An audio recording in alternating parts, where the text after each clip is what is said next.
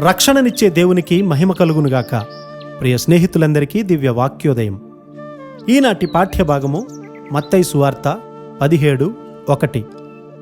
6 దినములైన తరువాత యేసు పేతురును యాకోబును అతని సహోదరుడైన యోహానును వెంటబెట్టుకుని ఎత్తైన యొక్క కొండ మీదికి ఏకాంతముగా పోయి వారి ఎదుట రూపాంతరము పొందెను.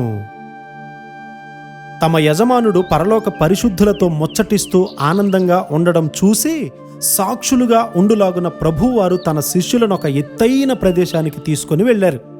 పరలోకానికి అతి సన్నిహితంగా అత్యున్నత పరిశుద్ధత ఆవరించిన ప్రదేశంగా అది కనబడుతూ ఉంది.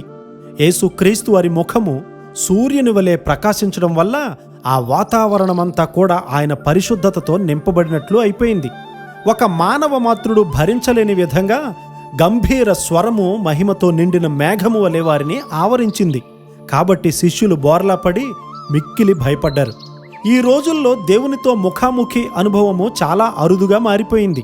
అయితే బైబిల్ గ్రంథం అంతా కూడా దేవునితో ముఖాముఖిగా సంబంధించిన సంఘటనలే కనబడతాయి. ఒకానొకప్పుడు పిరికివాడుగా ఉద్రేకపరుడుగా చెప్పబడినటువంటి పేతురు గారు పెంతుకోస్తు అనుభవము తరువాత పరిశుద్ధాత్మతో నింపబడినవాడై పరిశుద్ధ గంభీరత్వాన్ని సాటిలేని వాగ్దాటి కలిగినవాడుగా ఉన్నాడు.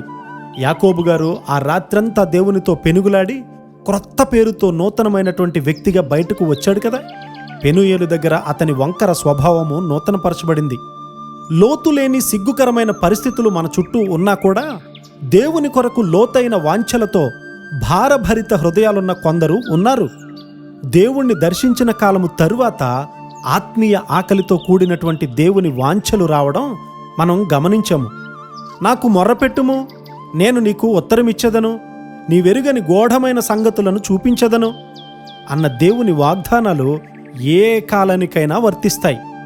అన్నిటినీ ప్రక్కన పెట్టి ఆత్మీయ శుద్ధీకరణ, నూతనపరచబడడం, తిరిగి నింపబడడం కొరకు దేవుణ్ణి సమీపించే సమయాలు మనకు అవసరం. దేవుని చేత ముట్టడించబడిన వారు ఇలాంటి సమయాల కొరకే ఆశిస్తారు. నులివెచ్చని స్థితిలో ఉండేవారికి దేవునితో సన్నిహితానుభవం ఎడల ఆసక్తి అనేది ఉండదు. అయినా కూడా దీనులై విరిగి నలిగిన ఆత్మను కలిగి నీతి కొరకైన ఆకలి దప్పులు కలవారి కొరకు ప్రభు ఎప్పుడూ కూడా కనిపెడుతూ ఉన్నారు. ఆయన తప్పక అలాంటి వారి కోరికను తీర్చి వారిని ఉన్నతమైన మెట్టులోకి లేవనెత్తుతాడు. మన మధ్య ఆయన ఆత్మ సంధింపు నిజముగా వచ్చేలాగు పూర్ణ హృదయముతో మనము ప్రభు అయిన యేసుక్రీస్తు వారి వైపు తిరిగే కృపాధన్యత దేవుడే మనకు అనుగ్రహించునుగాక. ఆమేన్.